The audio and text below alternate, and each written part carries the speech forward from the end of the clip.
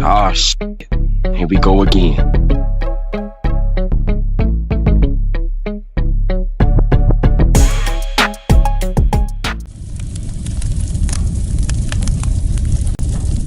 So, being that you've been to prison, I always wanted to ask, what happens to guys that come to prison or jail with bad charges for touching a child, messing with a child?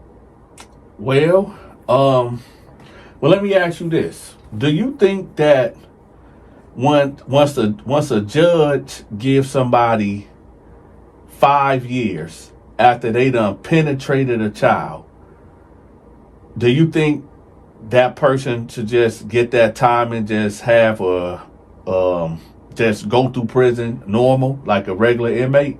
No, and I honestly don't think 5 years is enough time. Right. So there was this white dude that came through, and when he came in there, all right. So who the heck is that? Can you cut that phone off for me, please? I'm sorry, y'all, for disrupting. We got to keep these phones off. But there was a guy that came in, and me being the pod boss, we have this thing what you would call kangaroo court. You ever heard of kangaroo court? I have heard it from you. Yes. What do you know about kangaroo court? When the prisoners have y'all own justice system, I guess y'all have y'all own court. Yeah. To decide what happens to the prisoner or whatever. Yeah. So me being the pod boss at this time, I was appointed the judge to hear out this dude's case. Now, in this paperwork, he was convicted of penetrating a 5-year-old girl. And so when the case came to me, now at this time, I was getting super religious at this time. So one would say Donta, towards the end of his bed, grew super soft, if that makes sense. Because usually I would rule with an iron fist, and justice will be, how can I put it? Justice will be administered swiftly with immediate violence if you come in there with charges like that. I don't even got to go through the whole paperwork thing and the whole kangaroo court thing. I just sentence the person to a vicious beating or worse, and that'll just be it. But I heard this case out, and I said to myself, okay, he violated a 5-year-old child, damaged a 5-year-old child. Okay. Like I said, I was at the end of my bed, so I could have easily gave a decree for him to get violated the way that he violated the child. Back in them days, I would say an eye for an eye, a tooth for a tooth. If you violated a woman or a child, then it's only right that you get violated. And, there was guys in there that was more than willing to administer that type of get down. Okay. And but like I said, at the end of my bed, I really wasn't on it like that. So I said this. My judgment for this white guy that came in there that did that, I told them that he got to go to the prison shower, take a shower, and while he's in there, I had everybody to get these shower shoes, right? But in the shower shoes, it was little pieces of glass that was inside. Now, like the Crocs. You know how your Crocs look, right? Yeah. But imagine the Crocs being really hard. Okay. So, these guys, I'm not going to say where the glass came from, but you would break up the glass and you would put it all on the shower shoes, right? And you will press it until it's, embedded in there. Embedded in there. Thank you for that. So, dude would go get in the shower, be wet, and about 10 guys would just beat him. Ooh. Beat him for about 5 minutes with the shower shoes that got the glass embedded in it. After that, there was a couple guys that really wanted to adhere to the old law, which is an eye for an eye and a tooth for a tooth. Meaning, it's some guys in here that really want to go up in them. Okay. And I said, you know, due to me being me now, I'm not going to have that on my conscience because, number one, I don't condone homosexuality, no matter if a guy violated somebody. But I just, you know, this is the terror dome. In prison, it's the terror dome. So, you know, I felt like him getting beat in the manner that he got beat was enough, but other cats wanted more. Honestly, I think that some of these guys that wanted more sexually to do with him was just horny and just wanted to, you know, get freaky with him.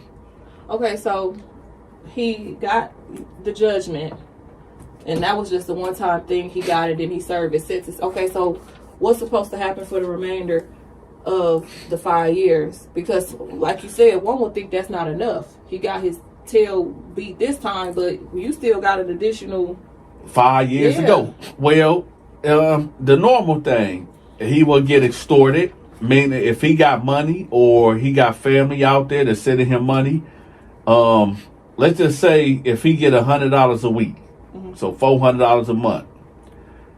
Me personally, I would get half of that off the rip. Me being who I was, I get half off of that off the rip. So I would make $200 off him from the get-go, and then maybe the other 200 will go to whatever ruling gang that's in that pod or done got their claws into him. He'll get beat probably on the daily. You know, he'll walk around there, and if a dude having a bad day or whatever, he probably just get punched in the mouth or just slapped up, or it's just what really in reality what would happen is he would check in. Okay. He would end up going to the hole. He'll go to the guards and tell like, I fear for my life. And I mean, just look at me. And then they'll take him out of there and put him in the hole. That's normally what would happen. Okay. But then when you get these intimidation tactics, it's always a mind thing that you would tell them, like, if you tell what we did to you, we got guards on payroll, and they'll get at you in the in solitary confinement. Meaning you want to go home, right? So if you want to go home, you're going to take these beatings, you're going to pay that bread, and then for some of these like booty bandits that like men, it's the same play. They'll tell them like, listen, you only got 5 years, so you only got to deal with me for 5 years, right? So keep your mouth closed, give me what I want, and before you know it, you'll be going home. Yeah, before you know you won't be going home. And matter of fact, how these booty bandits is, they're telling them, let me just have you for a whole year. Because it's plenty of these type of guys that come through here. So it's like they rotate them. So he'll be with them for a couple months, get tired of them, give them off to somebody else. And it's like a merry-go-round. So that's typically what happens to dudes that violate childs up in there. They get extorted, they get beat, they get violated. Even when they go to the hole, because you're not even safe in the hole, really. Is there other people in there? Oh yeah, definitely. I never knew that. I thought when you went to the hole, it was just you and I don't know. You see in the movies, darkness in a cell, or light. No. See, typically, like in prison, you got dormitories where you walk in there and it's like 100 men bunk beds, right? Mm-hmm. You got that. You got pods where it's like 2-man cells. Okay. Where you and somebody else in there on a bunk bed. Okay. And y'all got your own cell. And then you got single man cells, but that's typically high security, meaning you can't be in a cell with nobody else because you're a danger. Okay. But in a hole, you typically be in there by yourself. Okay. And but here's the thing about it. Depending on where you at and how the hole is set up, dudes can do you dirty. You could be, somebody could get a cup, and pee in it, poop in it. Okay. Just do the unthinkable inside of that cup. And when they walking past your cell, they can throw it on you. Okay. They call it gassing. Or in Chicago, they call it hitting you with a Glock dookie. Oh my gosh. Do you want to know the ingredients of that? No, I'm good. So, yeah, and like I said, when you come in there with charges like that, it's just not the inmates you got to worry about. Oh no, it's not just the inmates you got to worry about. You got to worry about the guards too. Because think about it. You a guard, right? Okay. You got a 5-year-old daughter. And then you heard about these children. Matter of fact, you got a 5-year-old daughter, and a pervert been looking at your 5-year-old daughter. And you've been dealing with that out there in the street. Or your niece or something, right? And then you hear about this dude that violated a 5-year-old girl. And you come to work and you read that file and you hearing the word and you back there in solitary confinement. There's no cameras back there. And you in charge of giving him his food and you feeling some type of way. Let me tell you a quick story real quick. So we was in the hole, right? And long story short, it was a chomo that was back there. And for 3 days, I'm not going to say the deputy name. I'm not even going to say what prison it was. I'm not even going to say the dude charges. But for 3 days, they would give us a sack lunch. This is before they gave us the food loaf. You know what a food loaf is? Tell me. What do you think a food loaf is? What I heard was it was a bunch of stuff combined to make a meat patty. So basically, a food loaf is basically, let's say they done made goulash, they done had Caesar salad, potatoes, oatmeal, boiled eggs, all of the stuff that they done made for the prior 5 days. They get all that stuff and just mix it. Oh, that's wrong. Mix it and then they bake it, right? And then they give you like a handful of it. And that's all you get is breakfast, lunch, and dinner. Now, now you got vindictive people in there. That's vindictive. Yeah. Doing that. That's torture. Lord, yeah. But no, before they was giving these food to I guess something happened to the oven or whatever that they baked this stuff in. Mm-hmm. They was giving us peanut butter sandwiches. Just straight peanut butter? Do you see where I'm going with this? Continue. So for 3 days they was giving us peanut butter sandwiches, right? Mm-hmm. And the guy was like 3 cells down from me. And I would hear, oh, man, that's wrong, man. That's so wrong, man. I'm going to die in here, man. That's wrong. And I hear this female deputy like, man, shut up. Shut up. Eat it. Right? But then I always smell like this crap smell. Right? So I'm thinking like, okay, like what? It didn't dawn on to me what he was eating. Basically, I don't know if this female guard was taking a dump on his sandwich. Or bringing in her dog shit. I mean, I don't know. It could have been a multitude of things. Yeah, whatever it is. And how I know what happened on the 3rd day of this was going. Now remember, this is breakfast, lunch, and dinner. So he was eating poop sandwiches. He ate 9 poop sandwiches. I'm not on his side at all because, he did something horrible, but I wouldn't have ate that damn sandwich. That's where I draw the line. I'm not eating that sandwich. You don't have to beat me, mace me, whatever you got to do, but I'm not eating this sandwich. Let me ask you this. When you hear this saying, he was sold for cheap in prison, what comes to mind? I want to say, prostituting a dude for a bag of chips, a honey bun, I don't know. Now, how do that sound to you as a female when you hear about another man pimping out another man in prison, basically telling him, hey, go down to that cell and go have sex with this guy and he gonna give you 5 bags of noodles? See, it sounds wrong, but at the same time, I can't speak on prison politics or that system. You know what I'm saying? Like, these men in here, no telling what they did to get in there You know, some of them might be innocent. I don't know, but I can't tell them how to operate up in there. You know, it sounds horrible. I mean, I wouldn't. It is horrible. You know, yeah. I wouldn't want nobody to be sold. Period, male or female. But I mean, so see, and this is my thing, man. And I want to make this clear for the people that be thinking that all prison dudes condone prison rape. No. Let's put it this way. If a guy that is not a homosexual end up getting overpowered by another man that's way stronger than him or got him at knife point and he take him, we frown upon that, right? Yeah, now that's foul. Yeah. That's foul.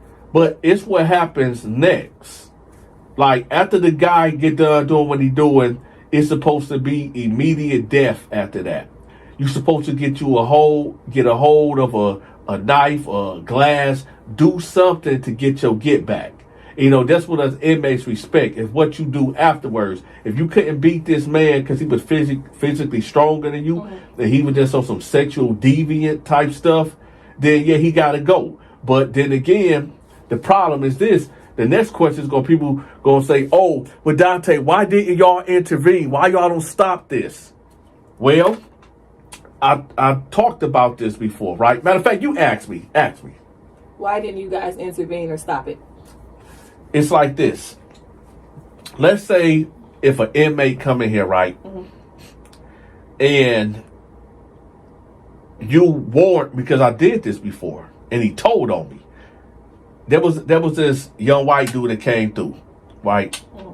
And this known booty bandit that liked young white boys was catering to him.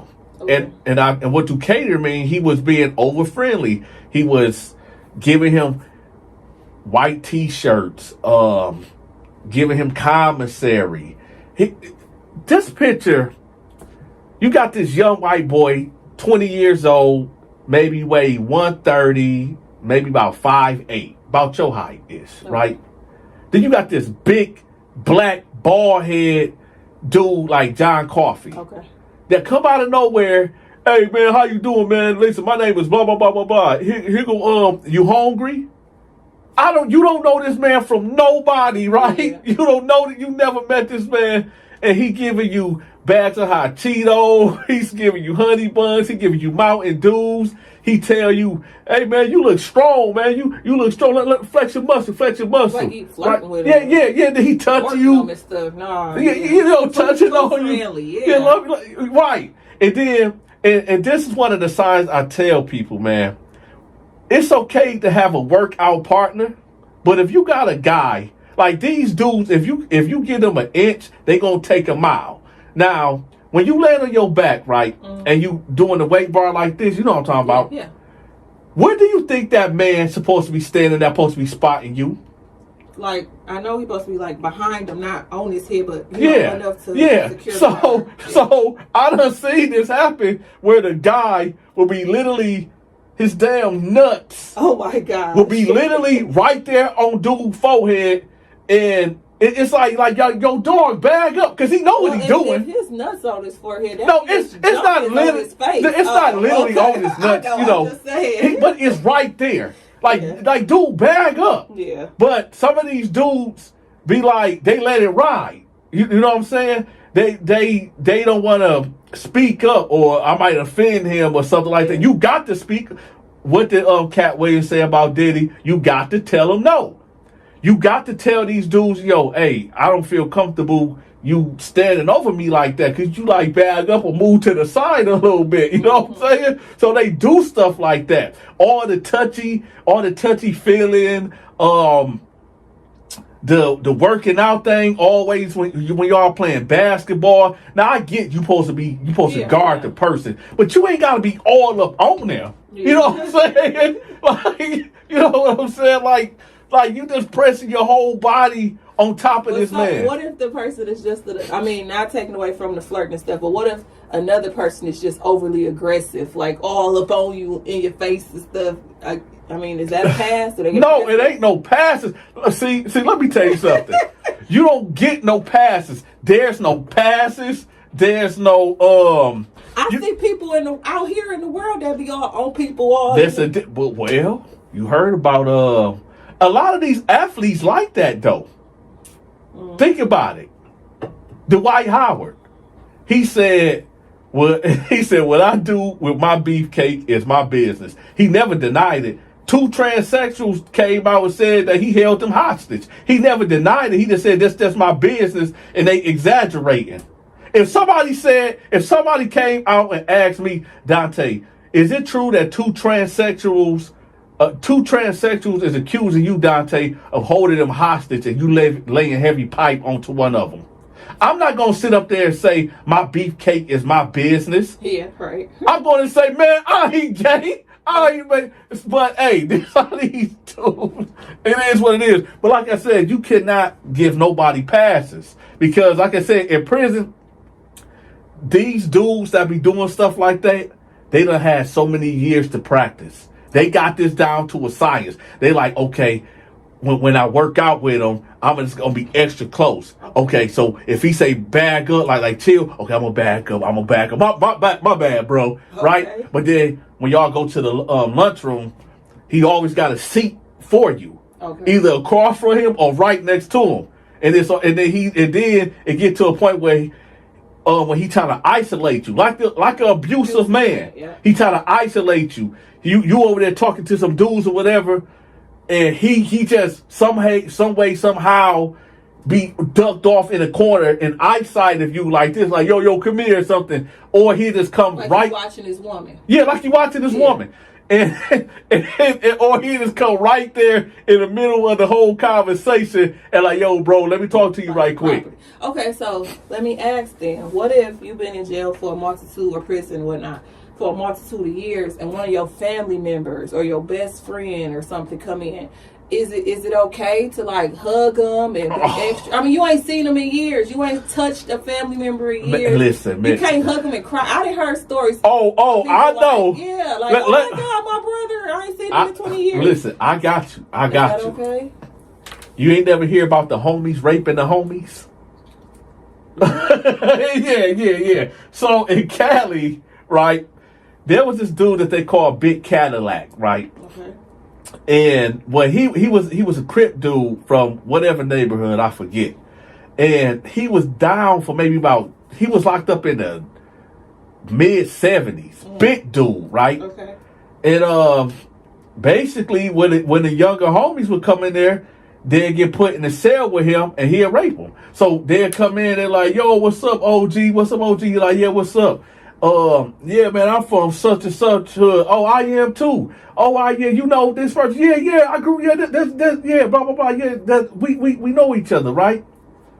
And then while you sleep, the dude creep up on you. And let me tell y'all something too. When you in prison, never sleep on your stomach. Don't be laying in the bed with your ass up in the air. When you sleep in prison, lay against the wall. Have your back against the wall, okay? Because you would think this is common sense. But okay, it sounds like you really ain't got a safe way to sleep. Because if your behind is to the wall, your mouth is on the outside. What if you wake up with a D in your face? If you wake up with no, it ain't happening like that. Oh my gosh. What will happen is if I'm laying and I'm laid like this, right? Mm-hmm. And there's a man standing in front of me with his penis out, my first reaction is gonna be bow. Okay. I'm gonna punch you right in his penis. And then I'm getting out that bed and I'm going all the way out. That's number one. Okay. Okay. Because listen, I don't care what nobody say, man. It's a lot of freaky dudes in prison. It's a lot of freaked out dudes in prison, man. And y'all gotta understand, especially these young dudes. These dudes that's 16, that's catching bodies when they 16 years old, right? Let me tell you, well, you wasn't like that. When I was 16, you go through puberty and you really start liking girls, right? So a lot of dudes is horny when they're young like that, right? But imagine never sleeping with a girl, actually, and you catch a body when you're 16. Yeah. You see what I'm saying? That sex drive don't go nowhere. Yeah. You know what I'm saying? In fact, it'll get worse. So Imagine you 16, 17. That's why these dudes, you know about a situation where juvenile went to juvenile lockup and ended up catching the rape charge on his cellmate. I know. You know what I'm saying? Yeah. So these dudes, sex drive don't go nowhere. So imagine if, and we're supposed to be talking about the homies raping homies, but because see, that's even different. That's homies. I'm talking about you and family members. Family members. Oh, okay. Favorite Here you go. cousin, Here brother. you go. Y'all close. I'm about to tell you something. I don't know. Maybe I want to say this was last year. Do you remember when I came home when I was downtown? When I was like, "Dang man, I feel bad. I feel hurt." Because one of my homeboys that I grew up with, that he was locked up since he was 15. I'm 36. This was, 18 years ago? He been locked up for 18 years? And I said, they got him. That guy? Yeah, I remember. Imagine me getting, let's say, because he just got out a couple months when I see him. Yeah. But imagine if I came in there like 3 months before he got out and I seen him. I don't know that guy. You don't know no more. I don't know no more. Yeah, I get that. Prison untains this person. For the worse, obviously. Yeah. And then and let's just say like an uncle. Like I heard a story. I ain't even gonna say that one. I heard, but you can see what I'm going with this, where you got a cousin, your best cousin, but he been gone for 20 years. And he come in there, you come in there, and he embrace you with a hug. You thinking he said, "Oh, I love you. This is my fam." Blah blah blah blah blah blah blah. But then you feel something poking down there. Oh, my bad, bro. My bad, bro. Right? Oh yeah. You see, that's all he been around. Yeah, that's all he been around. Then he feel like it's some real sick dudes, man. I guess my mind is going to everybody can't be like that. Like, no, everybody's not. Because I just heard an interview about a guy. He was locked up for whatever he was doing, and he had got 20 plus years. And he ain't seen his brother in years. But then, because he was younger than him, then he followed his footsteps, ended in jail too. Now the brother got 20 to life, but he only got like 10 years or so. Yeah. It just so happens the guard was like, we got a roommate for you or cellmate for you. You go be happy about this. And the dude like, yeah, whatever. You know what I'm saying? And it turned out to be his brother. And he said they hugged, they cried, they stayed up talking, reminiscing, drinking and hooching, yada, yada, living it up. I mean, there are success stories like that. Yeah. I'm not, no, hold up, y'all. I'm not saying everybody that's family members. I'm not saying that everybody that's family members that go to prison, that your family going to violate you. I'm not saying that, so y'all chill out. But what I'm saying is that it happens. It does happen. And just think about it, man. If your cousin violates you, are you really going to get out and tell family? No, I don't think so. No, I don't know. Well, some people will. One would say, no, I'm not going to say nothing. But then others will sing it to the rooftop. Yeah. Or even go to the mama. Your son did A, B, and C when we But you hear that crazy that sound? Yeah, but, you got two type of people in the world. Some that want to keep it to themselves, brush it under the rug. And others, they like, no, you about to hear me. I'm about to tell. So whoever go listen, I'm about to say it. As a woman, let me ask you a question. Okay. If you, let's say, see, I don't even know, I don't understand how can a woman turn out a woman? If two women is in the prison cell, right, is in the cell, how, you know what? No, that's going to be a whole nother video. We'll be back.